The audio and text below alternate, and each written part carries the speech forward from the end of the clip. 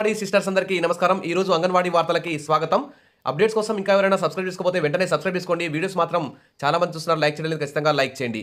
ఇక వివరాలకు వెళ్తే తెలంగాణలో అసెంబ్లీ సమావేశాలు, శీతాకాల అసెంబ్లీ సమావేశాలు అయితే నిన్నటితో ముగిశాయి. దాదాపు 37 గంటల పాటు ఈ సమావేశాలు నడిచాయి. వారం రోజుల పాటు నిర్వహించారు. 8 కీలకమైన బిల్లులకు ఆమోదం తెలపడం జరిగింది. మరి ఎంతో రసవత్తరంగా సాగిన ఈ అసెంబ్లీ సమావేశాల్లో, మండలి సమావేశంలో ఐసీడీఎస్ మినిస్టర్ సీతక్క గారు అంగన్వాడీ టీచర్లకి 18,000 వేతనం పెంచుతామంటూ ప్రకటించిన విషయం తెలిసిందే. దానికి సంబంధించి మరి ప్రకటించారు కానీ ఎలాంటి నిర్ణయం అయితే తీసుకోలేదు. అదేవిధంగా సిపిఐ సభ్యుడు కూనంనేని సాంబశివరావు ఇచ్చిన రాష్ట్రంలోని అవుట్సోర్సింగ్ కాంట్రాక్ట్ ఉద్యోగుల సమస్యలను పరిష్కరించాలని ఇచ్చిన వాయిదా తీర్మానాలను స్పీకర్ అయితే తిరస్కరించారు. ఇక అంగన్వాడీ టీచర్ల ఆయాల జీతాల పెంపుకు సంబంధించి కూడా మరి ఎలాంటి నిర్ణయం తీసుకోకపోవడం పట్ల అంగన్వాడీ యూనియన్లు, అంగన్వాడీ టీచర్లందరూ కూడా, ఆయాలందరూ కూడా అసంతృప్తిగా ఉన్నారు. ఎన్నికల హామీల్లో 18,000 వేతనం చేస్తామని చెప్పారు. ఇప్పటికీ 1 ఇయర్ దాటిపోయింది. మరి ఇంతవరకు కూడా జీతాన్ని అయితే పెంచలేదు, ఇతర ఆర్థిక సమస్యలను పరిష్కరించలేదు. అదేవిధంగా మరి రిటైర్మెంట్ బెనిఫిట్స్ కూడా పెంచుతామని చెప్పారు, వాటిని కూడా ఇవ్వడం లేదు. మరి అంగన్వాడీలకు అందని ప్రోత్సాహకాలు, నగదు అందజేస్తామన్న బీఆర్ఎస్ సర్కారు ప్రభుత్వం మారడంతో మళ్ళీ ప్రతిష్టంభన ఏర్పడింది. ఏళ్ల తరబడి సర్వీస్ చేసినా కానీ అంగన్వాడీ టీచర్లకు, ఆయాలకు గుర్తింపు అయితే దక్కడం లేదు.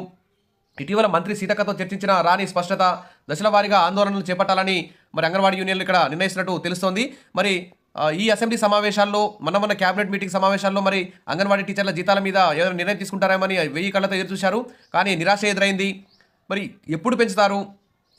ప్రకటనలతోనే సరిపెట్టుకుంటారా? మరి అసలు నిజంగా వేతనాలు పెంచుతారా, పెంచరా అనేటువంటి అయోమయంలో అంగన్వాడీ టీచర్లు, ఆయాలు, యూనియన్లు అయితే ఉన్నాయి. ఇక అంగన్వాడీ ఆయాలకి ప్రమోషన్లు, టీచర్లకి సూపర్వైజర్గా ప్రమోషన్లు, రిటైర్మెంట్ బెనిఫిట్స్, మినీలకు మెయిన్గా మార్చి మెయిన్ జీతాలు ఇవ్వడం, ఇంకా అద్దె బిల్లులు రాకపోవడం, జీతాలు టైంకి పడకపోవడం, ఇవన్నీ సమస్యలతో అంగన్వాడీలు సతమతమవుతున్నారు. మరి ఆందోళనకు కూడా సిద్ధమవుదామనేటువంటి దశల వారీ ఆందోళనకు సిద్ధమవ్వాలని చెప్పేసి కోరుకుంటున్నారు. కాబట్టి మరి ఈ బడ్జెట్ లోపు ఆల్రెడీ ఉద్యోగులకి 5% మధ్యంతర భృతి అంటే ఐఆర్ కూడా చెల్లిస్తున్నారు. అంటే ఉద్యోగుల జీతాలు 5% పెరిగాయి. అదేవిధంగా ఒక డిఏ కూడా ఇచ్చారు. డిసెంబర్ నెలాఖరు వరకు దాదాపు 4,000 కోట్ల బకాయిలు కూడా చెల్లిస్తామని చెప్తున్నారు ఉద్యోగుల పెన్షన్లకు సంబంధించి.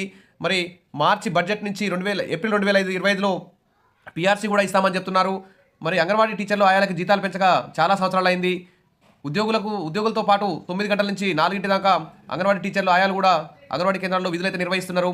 ఉద్యోగులతో పాటు సమానంగా పనిచేస్తున్నారు. సమాన పనికి సమాన వేతనం అందించే దిశగా ప్రభుత్వాలు కృషి చేయాలి. కానీ ఇలా ప్రకటనలకే పరిమితం కావడం, జీతాలు పెంచుతాం, సమస్యలు పరిష్కరిస్తామని ప్రకటించడం, గాలికి వదిలేయడమే అన్నట్లు అసలు నమ్మకాన్నే కోల్పోతున్నాయి ప్రభుత్వాలంటూ అంగన్వాడీ యూనియన్లు అయితే చెప్పుకొస్తున్నాయి. కాబట్టి ఈ తెలంగాణ ప్రభుత్వం ఈసారైనా ఖచ్చితంగా మరి అంగన్వాడీ టీచర్ల, ఆయాల జీతాలని ఒక సమావేశం అంగన్వాడీ యూనియన్లతో ఏర్పాటు చేసి వెంటనే వారి సమస్యలన్నింటినీ, వారి జీతాల పెంపు, అన్ని విషయాలు కూడా పరిష్కరించాలని చెప్పేసి అంగన్వాడీ యూనియన్లు డిమాండ్ చేస్తున్నాయి. ఇది ఒక పక్క ఉంటే అంగన్వాడీ కేంద్రాలను సక్రమంగా పర్యవేక్షించాలి.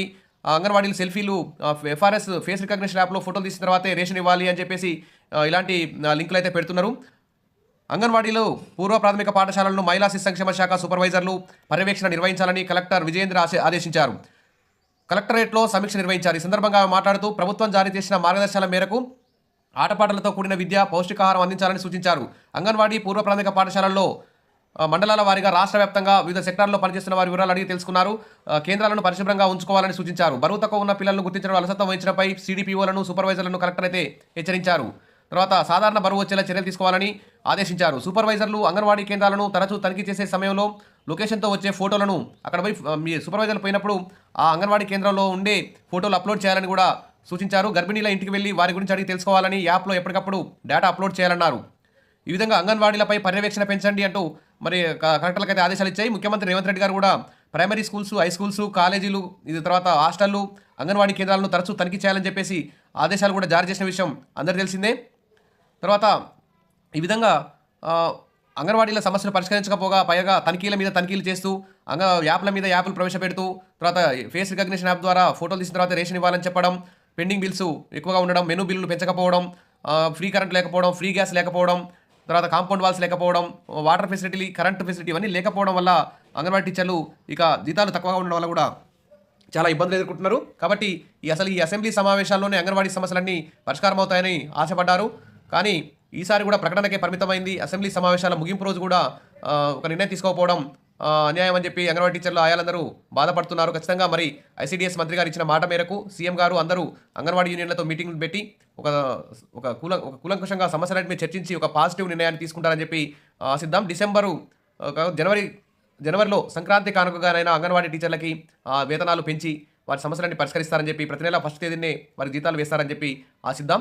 Wish all the best. మరిన్ని అప్డేట్స్ కోసం మన ఛానల్ని సబ్స్క్రైబ్ చేసుకోండి. వీడియోస్ మాత్రం లైక్ చేయడం ఖచ్చితంగా లైక్ చేయండి. Thank you.